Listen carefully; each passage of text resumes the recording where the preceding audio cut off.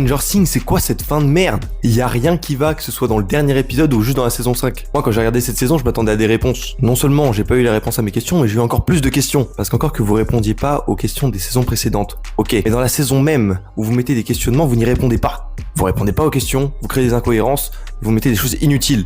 La seule réponse qu'on a eue, c'est quoi le trauma de Vecna? Et encore, il est nul à chier son trauma. Son trauma, c'est quoi? C'est oh, j'ai rencontré le Manflyer, j'ai eu des pouvoirs. Super, t'as juste rencontré ton meilleur pote en fait. Je vous jure, il y a tellement de choses qui vont pas. Chaque saison, on est monté en intensité, et là, c'était juste rincé. Là, je vais juste vous dire les questions qu'on se pose dans cette saison précise, pas les saisons précédentes. Première partie, t'as Vecna qui vient, il nous dit Will, tu seras mon espion pour la toute dernière fois.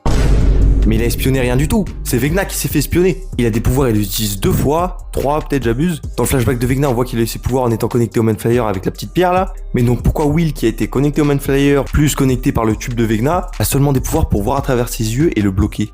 Alors que 11, qui a juste le sang de Henry, a plus de pouvoirs que Will.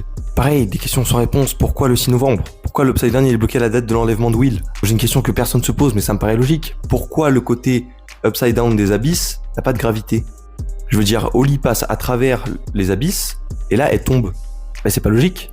Pourquoi notre côté à nous, de l'Upside Down, aurait de la gravité, qu'on passe à travers, et l'autre, non, on tomberait directement?